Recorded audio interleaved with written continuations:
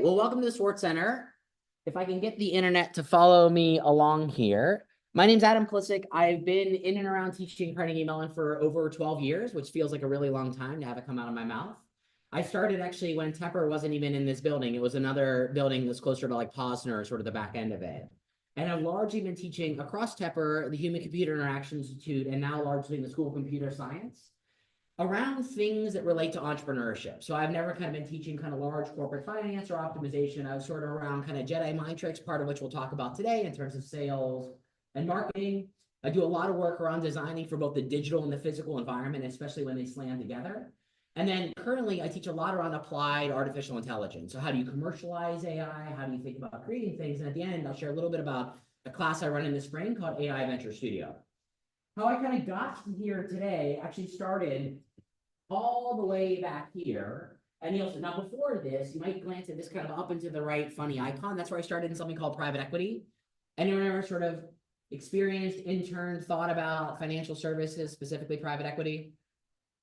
All right, the spirit is this. You look at a really big space. It could be like photo printing or photo sharing sites online. You recognize that all the sites kind of do the same thing, but they do have all different back offices, right? Accounting and billing and things like that. Private equity firm might come in and actually buy 6 or 7 of these sites, and instead of kind of running each one of them independently, consolidate the back end, right? So they all share expenses and office space and things like that. So that's how I started my career. Why that's important for today is when you make a pitch or a memo with someone else's money, they want to know why. Why do we think we should do this idea versus that idea? Why are you better than your other colleague, associate, or analyst that's pitching the same concept? And that spirit carried me through a variety of kind of entrepreneurial journeys. So I was part of one of the first social media analytics businesses that was kind of measuring before even like Facebook was an open network. Now Meta, Google hadn't even bought YouTube yet, right? That's how old I am. But the idea was we were pitching people on a new idea to grab voice of customer or listen to their customers online, which other people had been doing like surveys or focus groups. And so I got rejected a lot. Right? I ran a new business development team that on average would make over 150 outreaches per day per person. So all we did was get rejected, right? And when we got rejected, it was all about that small moment of how we turned or pivoted that response into something really positive. So it kind of hardened my ability to get rejected, but it also told me that not all question is the same, and certainly not all answer gets you the results you want. Through the rest of my journey here, through a variety of kind of entrepreneurial adventures, I've largely led customer acquisition, meaning grabbing attention either directly from my company or away from a competitor in order to have an impact, AKA sales. And why that's really critical is that if you have not been in a revenue leadership role, it's really hard to claim the authentic entrepreneurial experience, because if everything is just kind of coming to you, or opportunistically you get it lucky and right in the very beginning, chances of that staying forever and all the time is very low, right? Competition comes in, regulation changes, new things come out the board, we get waves of things like generative AI, and it kind of changes the speed to which everybody can be right in your competitive face. So along this journey, I have been the person that was pitching and raising fundraiser money, a lot of rejection, a lot of question and answer. I've led sales teams, both technical and non-technical products. I've written an awful lot of marketing plans, including things like advertising, which in its own form is like sales. And because of all the products and services I did that kind of leaned a little technical, I do a lot of Q&A with folks, right? And not always friendly Q&A, right? People that are already using something and I'm trying to convince to use my thing, or have just never thought of this and now we're coming into focus. So today's entire adventure is going to be able to manage the hostility you sometimes feel when people are asking you questions. And you might prepare this, as Allison mentioned, for the McGinnis Venture Competition, which like most competitions has a question and answer section after you pitch. It'll definitely be something that happens in literally almost every sales meeting, whether that's on a product or service, or maybe you're trying to attract somebody to come and join your company, like you're hiring them, right? That's also a sale. And so what we're going to do from time to time here is use your phones. So I'm going to try to satiate your dopamine addiction by giving you opportunities to kind of jump in and pull. And you can do that in one of two ways. As all of you may know, you can get your camera app and you can scan the QR code. For those that are playing along on tablets and computers, more broad screen or large screen, you can go to slido.com and type in this. But the first question I have for you, of a couple we're going to have throughout this presentation, is kind of what is a word or an emoji or a phrase, okay, that really represents entrepreneurship to you? So I see innovation. I see my semi-sad face, perseverance, failure, right? Ambition, creativity, Good old-fashioned capitalism flying hopefully towards you, not away from you, right? Autonomy and agency, really, really big element of what you see in type of entrepreneurs, right? The joke is entrepreneurs are the most employable but least bossable people on the planet. I very much am in that archetype for sure. So we sort of see in all this, right? But we also things like struggle and insanity and risk and a variety of other emojis that come with pressure cooking connotations, right? So we know the idea of having hostile questions asked to us, whether it's because an investor wants to kind of bake you off against something else or a customer or client wants a better deal, are going to be pretty omnipresent. We can kind of see that in all the words. Now, the next question I have, and if you're on Slido, you might have to scroll down a little bit. There's a couple of options here. But the idea is, when are you going to have to pitch next? And this might be a pitch in your class, like in Jim's place, right? And then ultimately handle Q&A. It might be something that's happening in January, thanks to Allison's McGinnis competition. It might be a variety of other factors that investors or someone else is giving you. But I just want to kind of get a little bit of a flavor of who is going to pitch when and how urgently. We'll let everybody kind of work that out. Thanks for the super fast responses. Always makes this a little less painful for everybody else.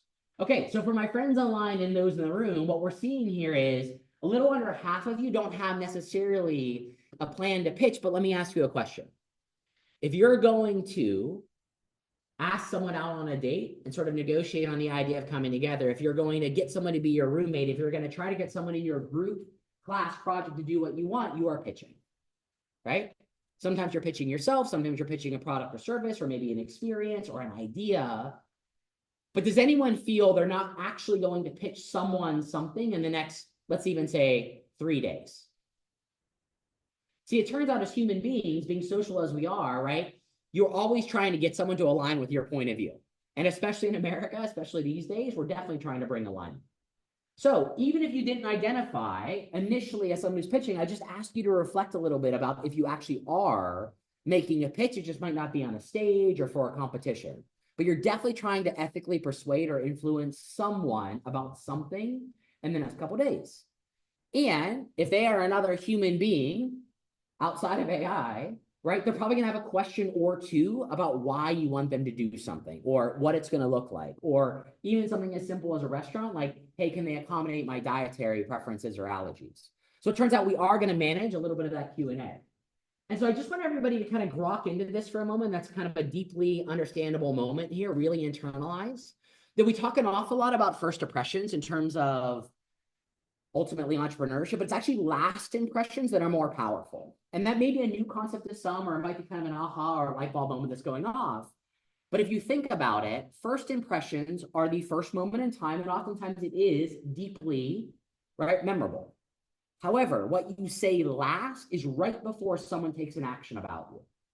And so if you're not thinking with the end in mind, chances are you might be overestimating the power of extroversion and energy in the beginning and drastically underestimating something called an anchoring bias, right? Which is a fancy way of just saying whatever I've last experienced with recency is oftentimes what I think and what I'm going to hold on to, and therefore what I'm going to action from. And so today is all about making good last impressions that ultimately lead to something wonderful. Now, for those of us that are a little bit atypical in our brain structure, I require evidence. I can't just react to emotion. So I need to know why I should care about questions and answers, why I should be listening to some joker like me up here. And the first one is only one of 4 or 5 points I want to bring your attention to, but just kind of focus in on this, right? Almost 2/3 of decision makers think that Q&A is the most valuable part of a presentation. Think about that. All the energy and time you going into getting your 3 or 5 minute pitch right, and what they care about is the last 3 questions you're asked. And that kind of makes sense though, because we look at this other point, right? It does come across more credible when it can't be scripted, right? When it can't be as practiced, right? When you ask me exactly the way you want me to answer the question and I'm kind of boxed in to kind of return that favor. We're going to talk a little bit about how to manage that today, but this is sort of the underwriting. Anybody have a reaction to this or question so far? Or does this all kind of intuitively fit in a mental model now that you're seeing it in front of you? So far, so good? Allison, you'll let me know if anybody types in online, of course. All right, so what we're trying to say here, and I'm sure Jim and other faculty kind of in the area have said this to you, when somebody perks up and gets really excited to clarify, that's a big moment. But when they are kind of a jerk to you and they want to kind of gotcha you and they say it in almost that semi-condescending or what we call aggressive tone, it actually might be your biggest window to win as an entrepreneur. Because if someone's given you the gift of being hostile, that means they're going after the root cause of why they would say yes or no. And that's a gift. If someone's really flowery and they're just getting you to affirm or say yes or telling you how awesome you are, chances are, best case scenario, you're going to get 6th place trophies, right? You're probably not leading or pushing boundaries in a kind of venture mindset if you're not getting challenged. And if you can't bring out the challenge someone, it's more about how you present, right, than it is about how they invest.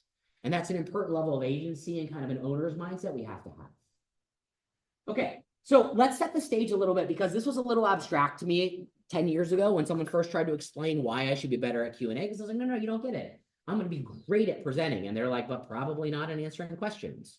So I have a made-up company. Now, this is funny enough. This is an open source project I'd done a number of years ago called Curve. We're now calling it Civics, right? The idea was you could draw on top of Google Maps, for lack of a better way of explaining it, how you wish you could design the city. And if anybody wants to do this startup, you let me know, and I will be your first investor. But the principle here is, I won't come in something like a McGinnis competition. I'm going to give a 3 to 5 minute pitch about software as a service that allows any team, maybe you're advocating for bikes or pedestrian walkways or public areas or parks, to draw on my software and submit it for permitting. In fact, when we did this, the reason we built this for the city of Pittsburgh is because they were having trouble processing all the outdoor permits when the pandemic was overlaying. So they actually used this software exactly for that. So to some degree, we know it kind of works and it's here. But does everybody understand? Congratulations, you've been promoted to being the CEO of Civics. Okay. Now, in a traditional competition, and there's lots of smarter brains than me that will tell you a little bit about how you build your background slide and what you do during the pitch. But most of the people that are entrepreneurs are pretty badass, right? Like, you kind of learned or done something different than everybody else. So I'm going to assume you have an awesome LinkedIn profile or CV or lived experience on something. I'm also going to assume that you're going to bring the right type of energy because you've been coached that way, and that you didn't go over and annoy everybody for breaking the format or fall short. Assumptions. Second assumption is, when you did your demo and your prototype, it basically worked, right? So we have to kind of go into the Q&A session like we've met expectations of what we consider best in class or best practice. And so we want to kind of leave all of the shortcomings we might have in these first 2 steps to the aside. Okay, everybody understand what I need you to kind of suspend disbelief on? Okay, now we're going to get over here in the Q&A portion. So I've come up, I've energized you, I gave a great pitch, my software didn't burn in front of everybody, which has happened. Trust me, to me and others and you, it will. I assure you, not work in the moment you need to work more than any other thing on the planet. And now we're in the Q&A. And the Q&A is scary for a couple of reasons. One, you've just sort of released all the adrenaline and the stress chemicals in your body because you've been tightened up and everyone's staring at you. Unless you have sociopathic traits, more often than not, that at least causes some significant amount of focus, if not kind of constraining yourself and pressure cooking yourself. So you sort of just now shifted gears. But you have absolutely no idea what everyone's going to ask you, right? Because you practiced your pitch, you've been coached against a specific way, and now it's the wild card moment. So we have to prepare for it. But first, I want to ask you, why do these, let's say, venture pitch judges ask you questions during an actual pitch? Is it to clarify? And you can choose more than one on this. So feel free to vote or grab multiple times. And you can kind of see here that there's a couple options at the bottom. So is it to clarify details, to challenge assumptions, to explore the potential impact, to assess your actual ability, to better understand the unique value of the solution? And again, you can choose more than one if you feel compelled to bring more than one to bear, right? Maybe it's only going to let you choose one. Well, you know, good old-fashioned failure on software on stage. So choose one and we'll see where it goes. Let's try to get at least 35 or 40 people between online and in person together. And I'll kind of scroll to the top. A couple more folks getting it in. Thanks for the fast response. Okay. Well, you think you were all plants in my audience for me, but the thing that surfaced the most, which it sounds like everybody intuitively start with, is the idea to challenge your assumptions or to test if you actually know what's going on.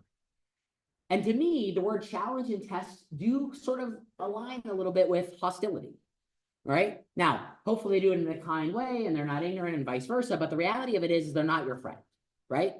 Because they're limited partners or investors that are typically behind the person asking, whether it is alumni that gave money for a competition or limited partners like unions or pension funds or individual family offices that fund kind of traditional venture funds.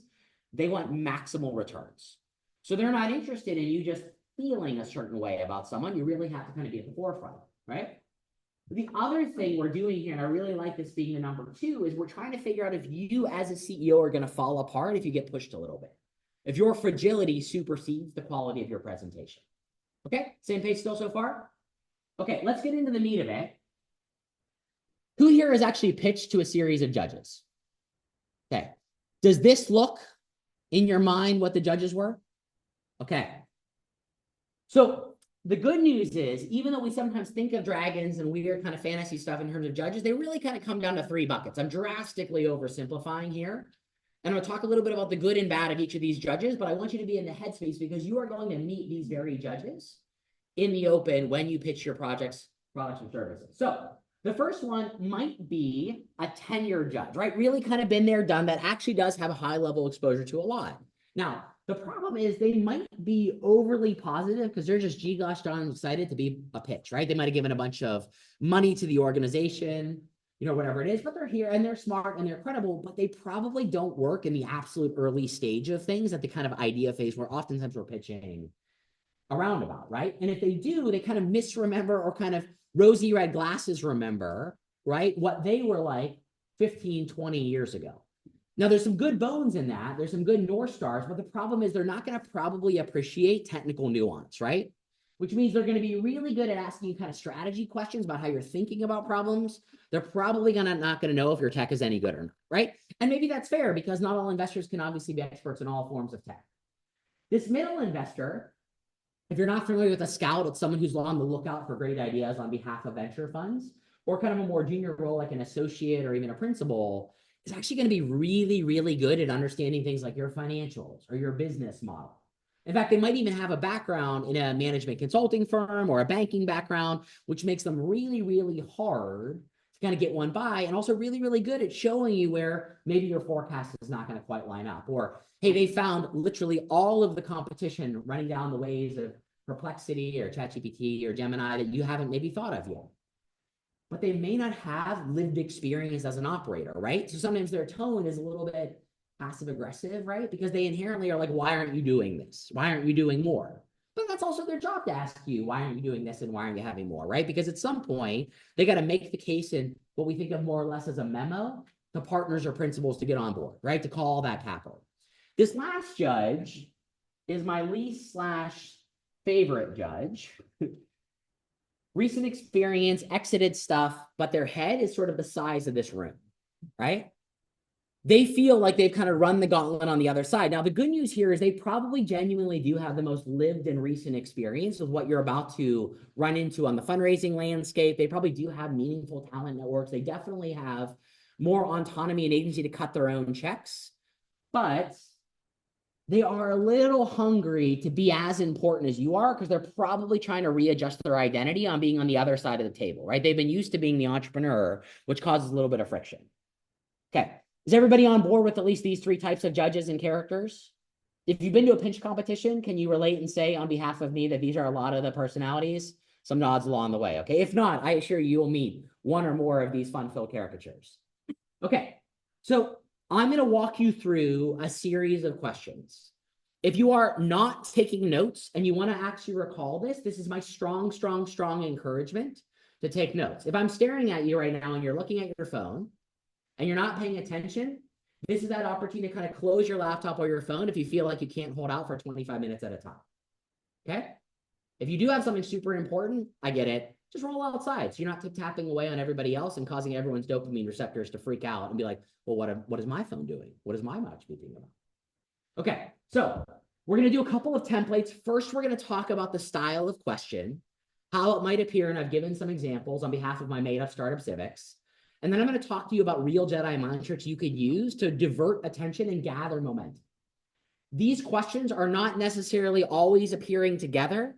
Somebody might use the same question format again and again. So bear in mind that these are individual tools that you might have to combine like different ingredients to kind of bake the same style of cake as you go through your own experience. And not all of these techniques on the next and following slides are going to be perfect for your personality or your skill set or your experience. You should choose your own adventure. Okay, so closed questions. We sometimes call them yes or no questions. In Nerdland, we call them polar questions, right? Or binary questions, right? Means that there is a yes or no expectation, 0 or 1. These questions are uniquely hostile by default because it requires an absolute response. Have you done a thing, yes or no? Now, who here has actually built something or is thinking about building something or building something in the way as an entrepreneur? Okay. For my people that have the hands up, how often is everything black and white? Like you can say, absolutely, you're doing something. So for instance, have you already secured partnerships with the city of Pittsburgh? Yes or no? What do you think? Easy question to answer, hard question to answer? You're like, it depends, which by definition means it's not easy. So the tricky part here is maybe I've had a conversation with the city of Pittsburgh. Maybe they've even returned my emails. Maybe they told me that I'm going to be in front of a big meeting. Do I have a partnership with them? Yes or no? See this wobbling here? So my entrepreneur's like 100%. We're basically lifelong friends. Everyone else is like, no, we can't say that. That'd be unethical. It's an interesting twist. So it turns out that people like betting on sure things that are de-risked, right? Oftentimes things like, do you have enough funding for the next 12 months? Have you gotten your first major clients, right? Do you have an amazing engineering team? Do we already have any partnerships that we can reference and talk about? Those feel like easy enough questions, but in truth, especially as you're building from low fidelity to high fidelity your idea, it's always going to be degrees of fidelity. You know, it's only that exited entrepreneur in the bottom right-hand side that gets to say, yeah. We 100% all those partnerships because they were on my website and we talked about it. Okay, so does anybody have any ideas about how you manage, knowing that there's not always a win or loss moment, polar questions or yes, no questions? What kinds of things could you do? Yeah, please. Similar to what I'm seeing here, but you give a direct response so you know that the audience, the person asking you knows that you're listening and care about their answer. Okay. And then briefly expand upon that and address that gray area and talk about okay. Maybe a second question. That's wonderful. Yeah, we're going to talk about that. Great start. That's kind of the common sense way, right? Yes and no but, right? Direct answer, now my response. Anybody else have any other ideas though? Because that's certainly what they teach you in business acting, right? That's certainly what improv would teach you, and it's a perfectly fine strategy, but here's the problem. Oh, please.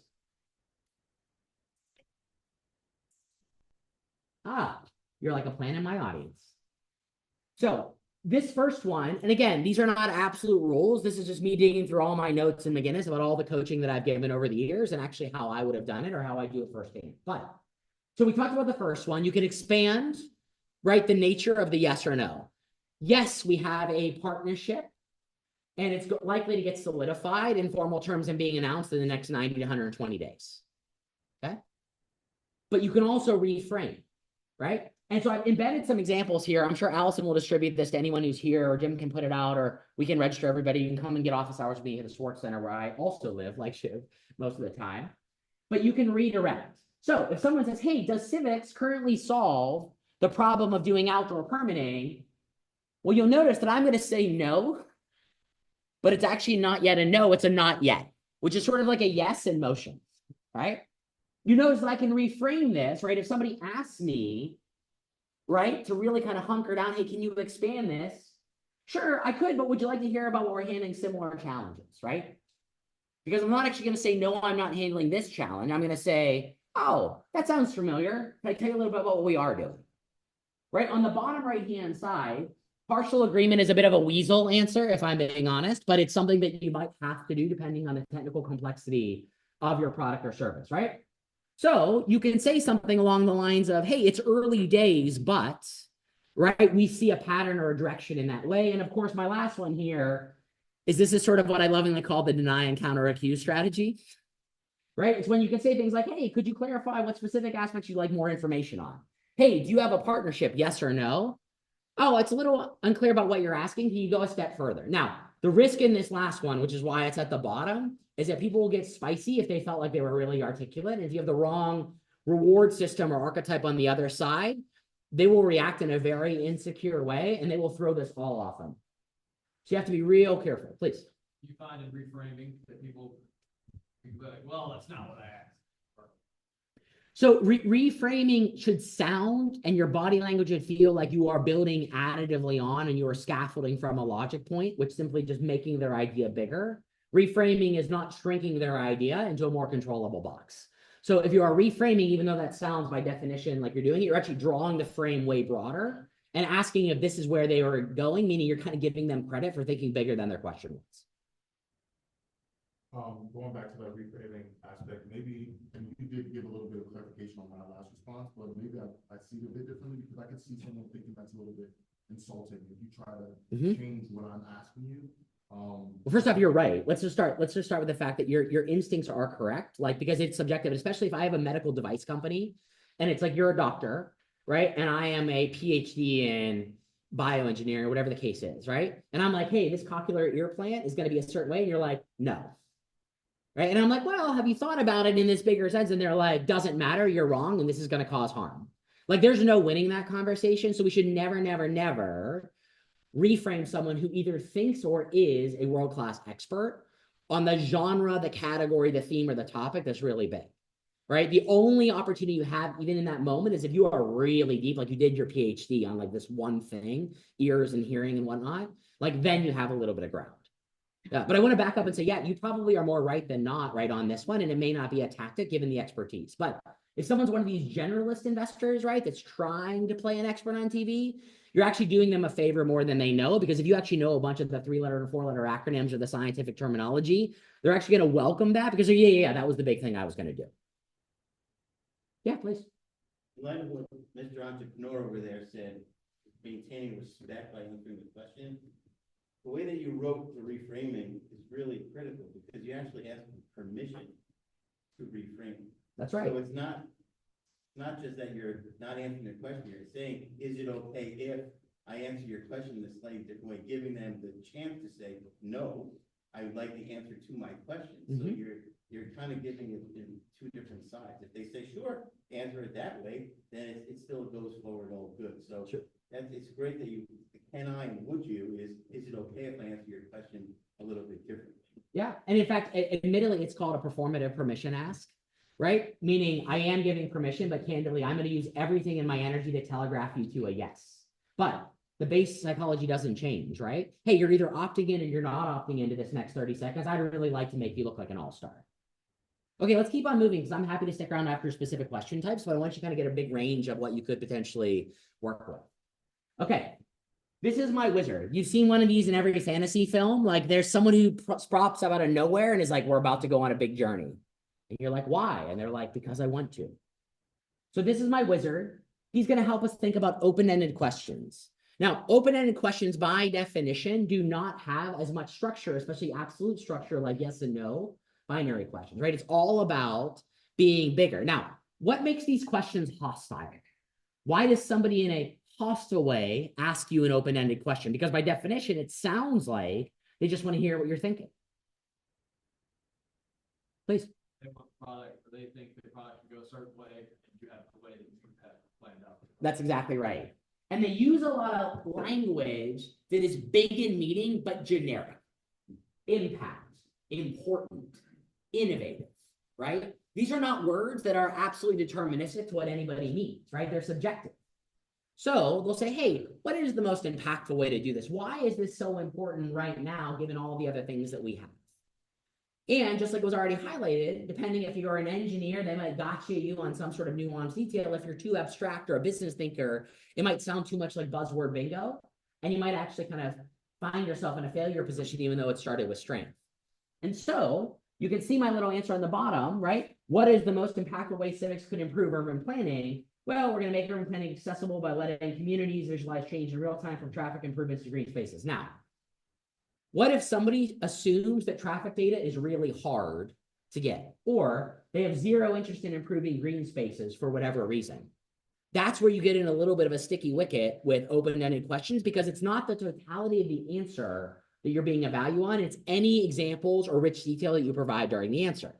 Now, lovingly, most judges will not be absolutely scrutinizing on this because they do more often than not want to hear where your thinking is expanding, but you should be aware of it. So we have to have some superpowers in play here for open-ended questions. And I've tried to put kind of more action-oriented words that you can anchor on as well. But the first thing you oftentimes need to do with an open-ended question is focus it in, right? You need to figure out what's driving the sound and the tone of someone's voice almost more than what they're actually asking. And if you're listening really actively, like a good entrepreneur will, they will emphasize the words or the hesitation they have at some point in the sentence that more often than not gives you a little bit of a shortcut into their headspace about what they're trying to ask. You can also, when somebody gives you an open-ended achievement, not talk in the hypothetical. In fact, more often than not, the fastest way to kind of kryptonite an open-ended question is to give real examples, evidence, or third-party proof. Right? Because then it's no longer you saying it, which means if that person still wants to critique you, they're running up against the American Association of Dentists that say 9 out of 10 people should try this toothpaste. And that's a much heavier lift for them to then defend, because now they're not just bucking the young, aspiring, innovative entrepreneur, they're bucking the industry leaders, right? They're bucking other people that they might ultimately have to turn around to and make the case on the same data for something else that they want. And you can kind of see that wander away to the bottom, right? So the solutioning port is always a little bit fun, you know, because we don't want to actually get to the problem space of what they're doing. We just want to talk about how we're going to have an outcome or a solution. And this idea about reflecting. Now, I obviously don't mean personal reflection inward. I mean reflecting back. So why did you decide to enter this market? Well, we saw a strong opportunity here. Are you interested in hearing about the early indicators we observed?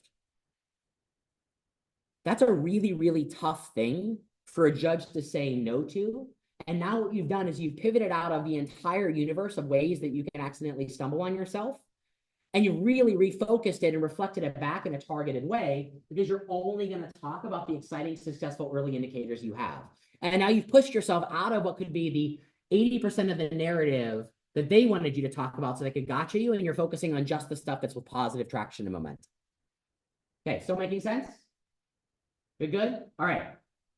So, leading questions. Sometimes people call this telegraphing, right? Or in kind of research terms called push polling, where I kind of tell you what I want you to answer, which creates an inherent bias about how you respond back to me.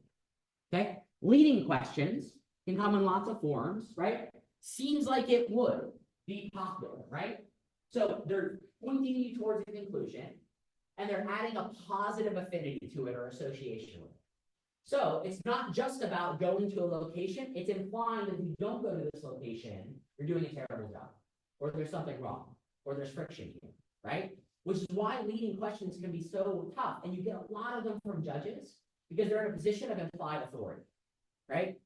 When people listen, they assume the judge has a point to ask, and what we know as entrepreneurs is that it's about 1 in 3 times that the judge actually knows more about the topic, but they are trying to push you in places where they think they can illuminate either a delta between what is the reality and what you said, or something around. You want to hit my friend over here? Tap him. Wake up, my man. Wake up. All right. So the idea is you can have questions like, civics seems like it would be popular with city planners, right? Have they been enthusiastic? So you're hearing in that, what's the emphasis in these obvious sentences?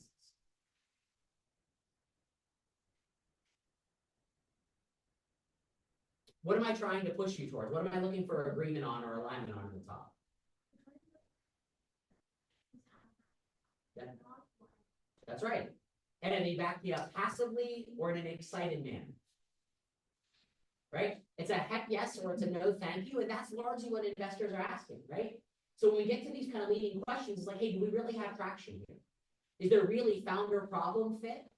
Has your product really found market fit? Right? Those are some of the undercurrents about what somebody is trying to diligence live in front of you. Because if you can't answer 1, 2, or 3 of these leading questions really clearly in black and white terms, they're probably not going to move forward. Now, we have some good defense mechanisms here in terms of leading questions, right? I'm actually going to start from the bottom and go to the up on this one, because that's sort of the order that would be worth thinking about. The first one is a conversion, okay? Your product is only for the tech sector, right? That's kind of boxing in, right? That's telling me where I should go. Now, sometimes that's a good thing because the investor is telling you where to focus, right? More often than not, they're trying to maybe challenge how high agency you are, how much autonomy you might have, how much free thinking you would do. Or they might have a bunch of scar tissue having made a bet on someone very similar to you, right? And they're just trying to make sure you're not walking down the same path. Or of course, the opposite is they just really have some insider baseball on what will make you successful, and they want you to go down that path. Is it important whenever you're redirecting, you're doing some of these things, that coming from especially potential first-time entrepreneurs, you don't answer these questions too confidently, like you're planning on scaling, like you'll have no problem scaling. Oh yeah, we've thought about this approach, whereas you can just acknowledge, You know, obviously, this is a very difficult topic, or a difficult problem. Well, let me ask you a We've question. looked at this, we've done this and that. Yeah, it's fair. Do we want people that are confident or not confident?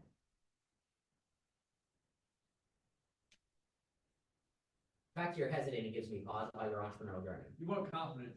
Okay, period. You want just confidence. Because if I don't think you can do it and you don't think you can do it, why am I ever going to give you money? Now, can you be hyperbolic? Can you be exaggerated? I mean, extroversion is technically a dysfunction, right? If you look at kind of the mental health journals, right? But I'm going to bet a lot harder on someone that almost has a delusion to kind of move their idea forward than I am someone who's going to, gee, gosh darn, try, but if it doesn't work out, I guess I'll do it again. Wait a minute, that's my money you're talking about, right? Now, from an engineering background, right, you're going to find that this is a very, very common trap, especially at Carnegie Mellon, right? Because chances are you know how to technically build it. You understand the ramifications. You get the probability and the possibility of risk here. But that's not really what a pitch competition is about in the moment. It's about what you think is likely to happen. And you should be very confident in sharing an optimistic or aspirational view. It's not like you're going all Theranos on us or like FTX, right? You shouldn't be lying or having, omissions. But it certainly doesn't mean that you have to be unconfident just because you haven't done it yet. That's by definition entrepreneurship. No one else has done it, let alone you. Fair enough? Sure, he says, the engineer begrudgingly. So we obviously can convert that energy into something else and broaden again, right, where we're going. We can acknowledge what we have, right? Hey, this is cool. We can obviously redirect as we've seen in other places, but we can also expand. And is everybody starting to see that there's some familiarity in these strategies, right? There's some overlap in what we're doing. I say this because the goal is not to learn 25 different semantic exceptions or variants of redirection or rebuttal. It's to pick 5.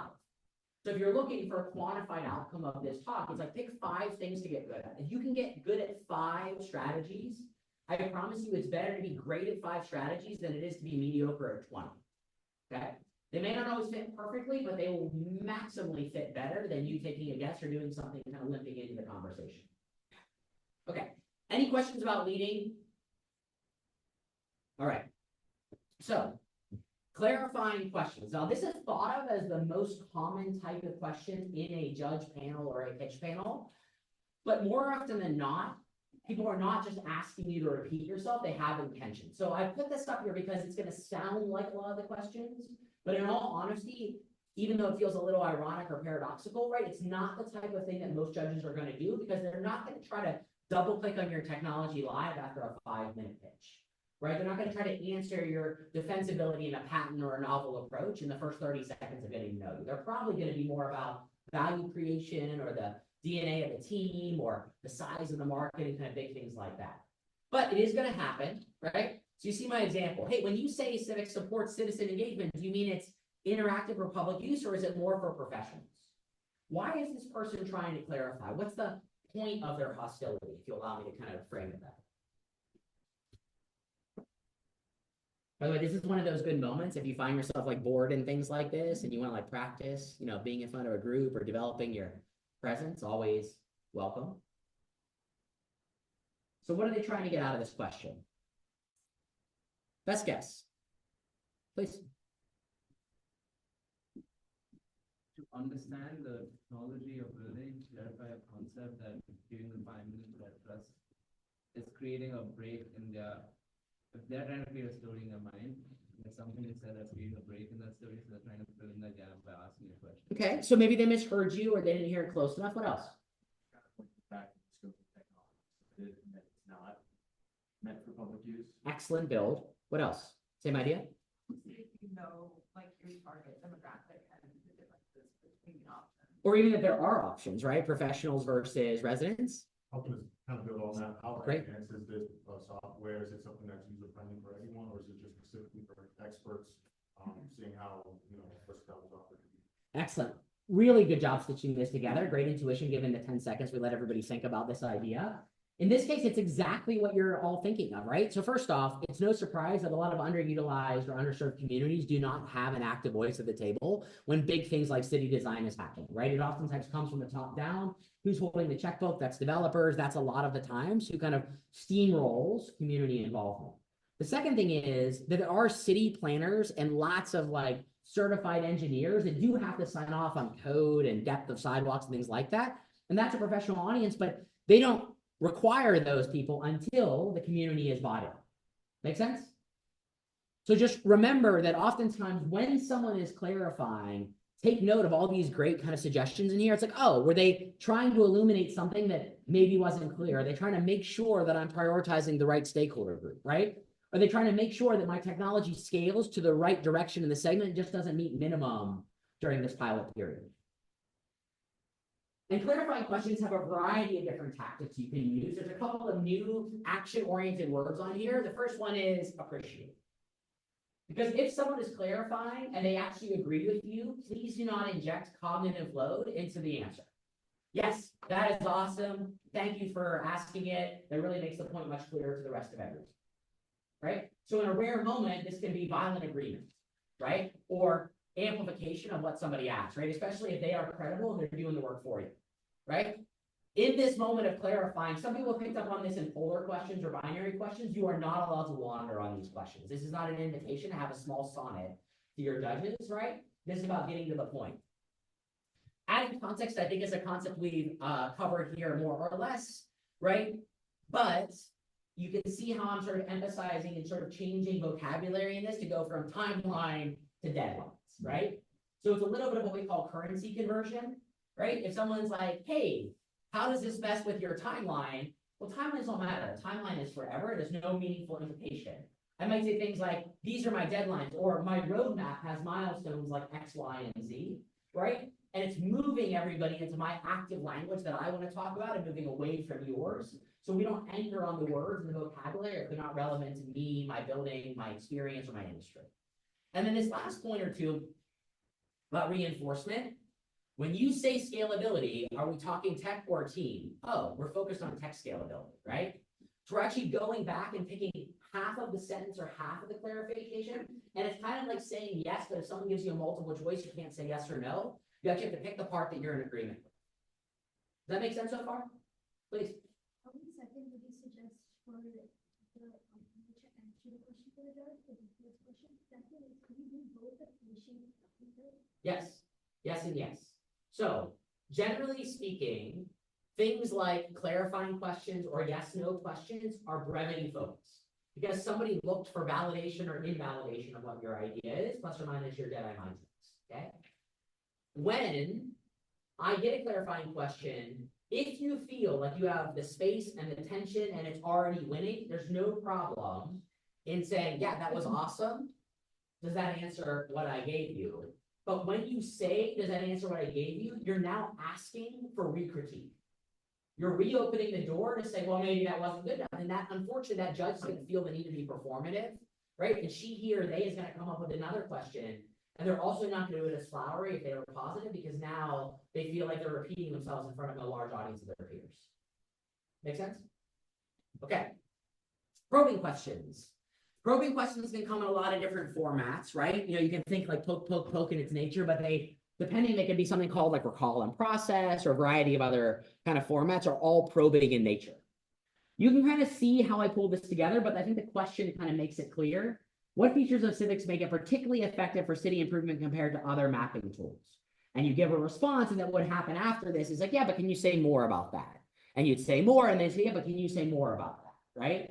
And it kind of keeps on in this cycle until you're absolutely exhausted. And the risk there is you actually kind of explode or don't know how to bring it to closure. And so the type of techniques that we are going to think about in terms of probing questions is to manage the ego and then the answer. So on my top right-hand side, you see recognize importance, right? Hey, that's a great question is different than agreement. You're acknowledging the importance. You're not agreeing to the answer they gave you, right? An important distinction when someone's probing, because sometimes the act of being heard is what you have to use to de-escalate someone who's asking it. Then you can engage on a more thoughtful way. The intention part here is just about making sure that you respond with confidence and certainty so that you're not leaving space for them to ask another wandering question. Because if you give a dilutive response, it's almost giving them permission to kind of tear it apart or re-ask it or refocus everybody on the fact that you didn't really answer. And it's going to kind of validate sometimes what's a very obnoxious series of poke, poke, poke types of queries. Now, sharing evidence, as I already mentioned for some of the other questions, is a really important deal. Hey, you don't have to just trust me about it. Here is our Nobel laureate at Carnegie Mellon that told us this is the case. Or, hey, this is the 3 months of research I did with so-and-so's lab. Or, hey, we went out and did a survey of 1,000 potential customers, and this is what they said. I'm sure we could be a little off in some ways, but directionally, it's true. And then the idea is you can always say, like, hey, does that cover what we have? Or if not, right, should I go a little further? And now what you're asking them to do is sharpen their pencil. See, probing questions are so tough because it tends to be kind of a little zigzaggy, causes chaos, right? It's like this and that and this and that, and they're sort of overlapping Venn diagrams, but it's not sure exactly what someone's asking. Hey, I think I answered your question. Is there a specific point that I did not get to? I'd love to still address it. Okay, still making sense? All right. Hypothetical questions. One of my least favorite talent questions because it's not based on facts.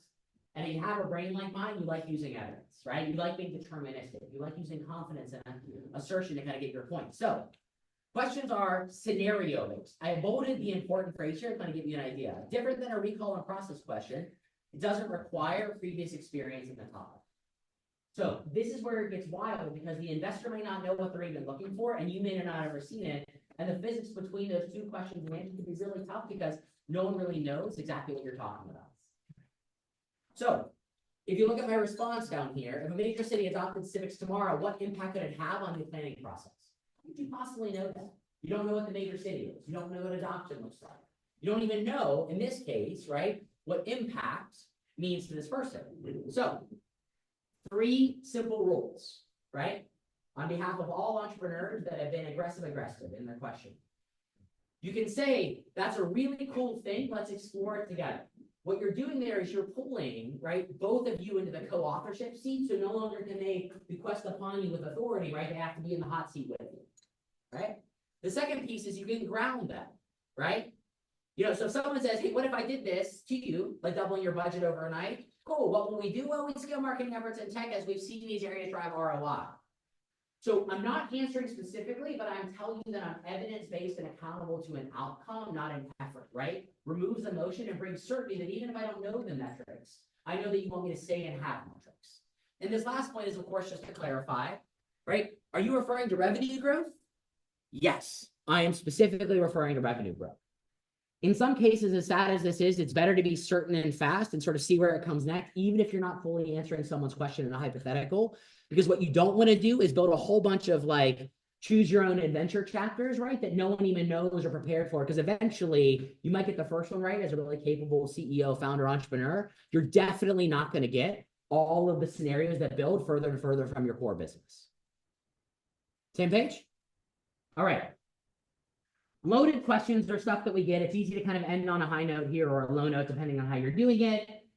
Have you decided which market civics is focusing on first, or are you still figuring that out? Now, what are they really asking in that question? Are they asking about markets or what?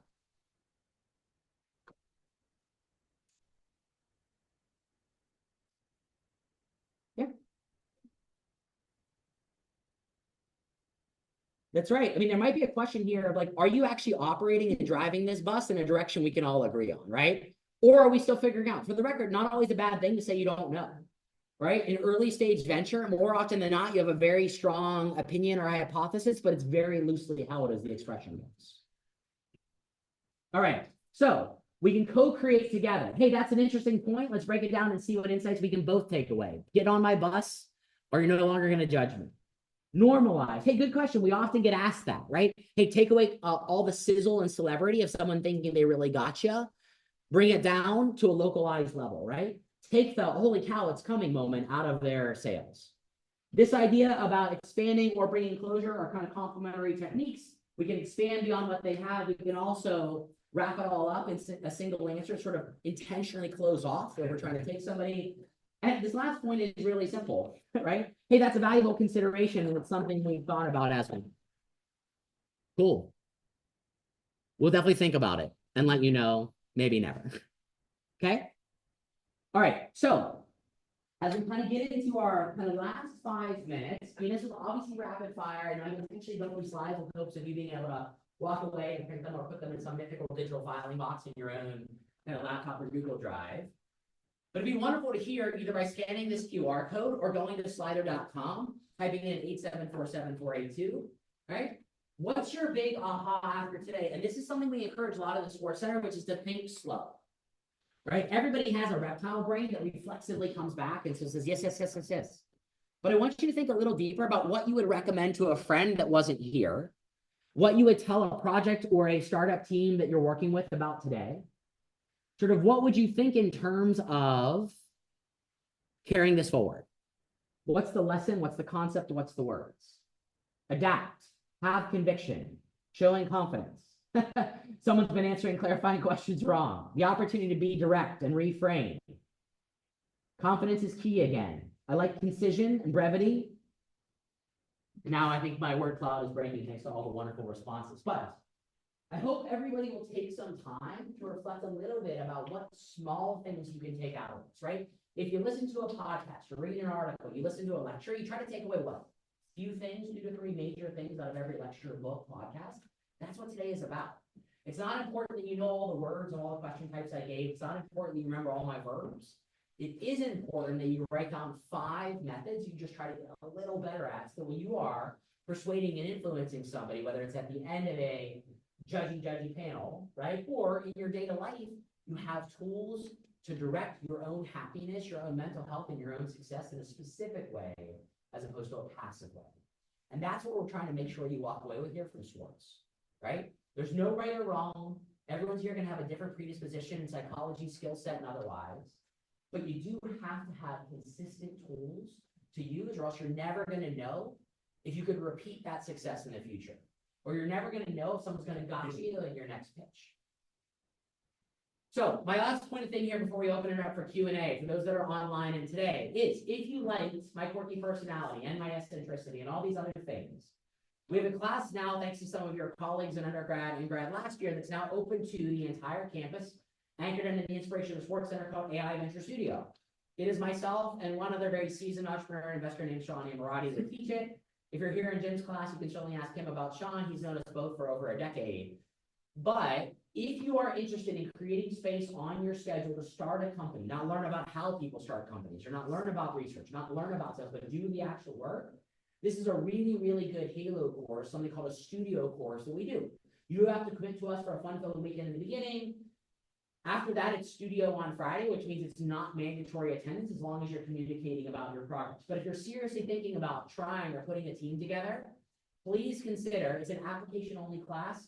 Last year was the first year we did it. We had 50 spots and 125 applications. I'm imagining we'll have more this year for what's going on. So if you're open to it and you're excited, you do not have to have a team or an idea yet.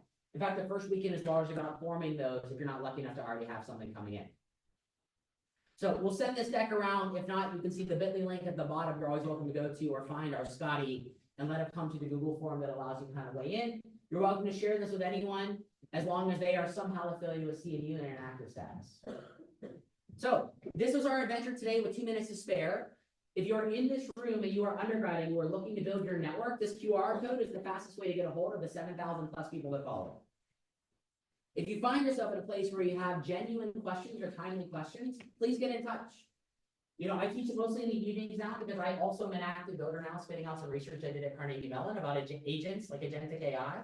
But I'm always happy to talk. And I don't know where Dave Delaney went, but he was just floating around a second ago. But that's my boss who runs the Sports Center that's here. And we have a really robust entrepreneur in residence program where even if you have an idea or you're thinking about an entrepreneur, you're always welcome to get time with me. Most of the time I can be in person, sometimes I can't. But I just wanted to say thanks for everybody, whether you were voluntold or voluntarily here, you know, to come on and participate.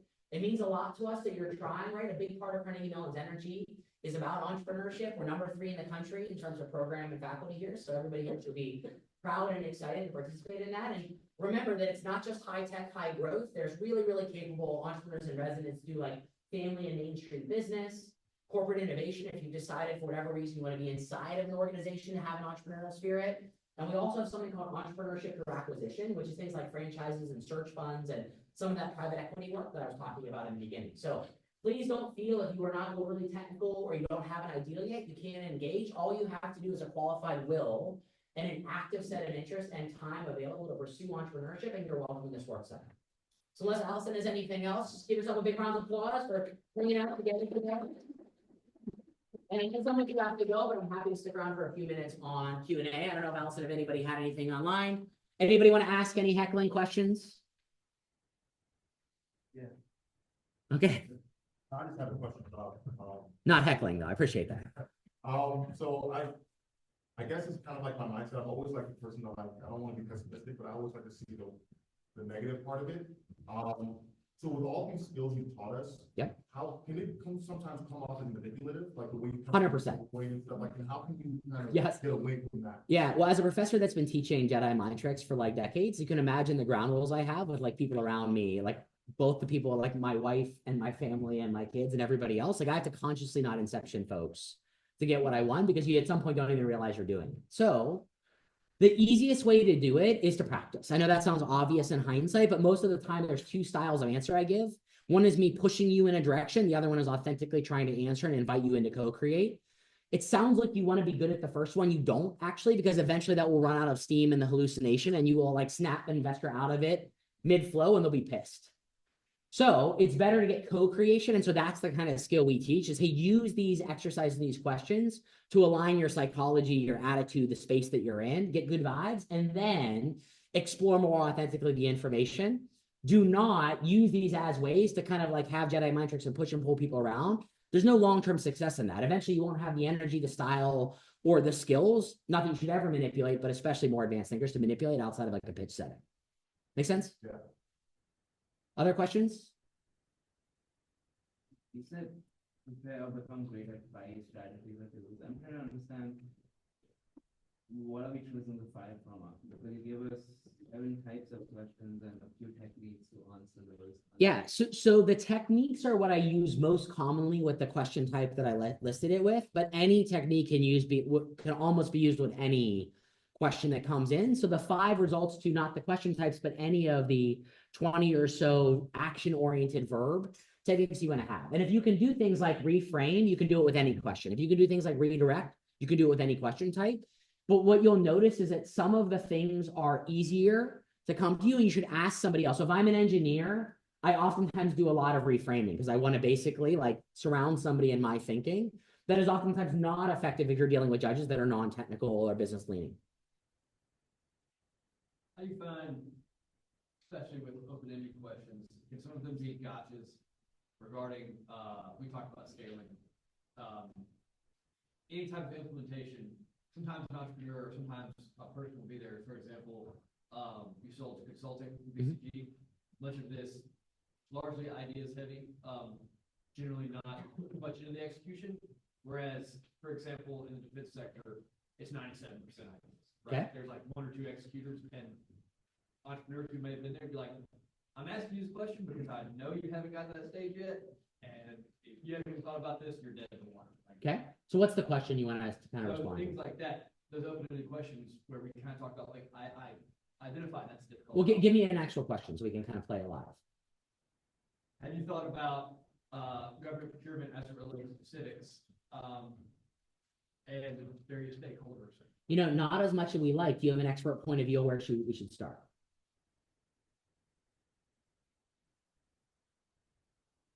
Do you? Kind of engage them to, you know, Well, it depends on the attitude, the tone, and the words, right? Which is why I'd encourage you to get office hours if you feel like you're going to be in a scenario. But like, you're obviously good-hearted, but you're trying to be a gotcha. So what I would immediately turn on to you is like, oh, you sound like you want to be my guide because you've seen something screw up here in the past. Do you have a suggestion on where to start? I've only kind of peripherally glazed it. But I could have, like, we could play this game all day long and I could like ping pong them back. But the best thing you do is like practice and go in slow motion and then talk to different styles of people while you're practicing. So get a technical, get a non-technical person, right? Get an early stage career, get a late stage career person. Get someone who's ESL, get someone who's like a native local speaker, right? Those types of things are all the variants we practice because in the end, if you listen to my stats, facts, and figures, the Q&A, making your last impression is almost more important than your presentation itself. All right, I want to be respectful of time here. Thanks. I know, Jim, your class is going to meet somewhere. Yeah, well, I'll just make a comment. Yeah, please, go on. Just for those in our class, you know, we've talked all about 10 of 2. So Milan and I will be, we'll probably just go outside in the atrium. So if you have questions, we're gonna get these slides and post them to Canvas. And also, just in general, if you haven't been checking Canvas, please do. We're also posting announcements there because, you know, next week we have the presentation and there will definitely be Q&A. So that's why this was incredibly relevant. And we're gonna be asking some of these questions. Also, on anyone who's really outside, Well, I also made a sign up sheet. All right, we'll let you guys figure out your admin. Okay, round of applause, everybody. Thanks so much. Have a great day.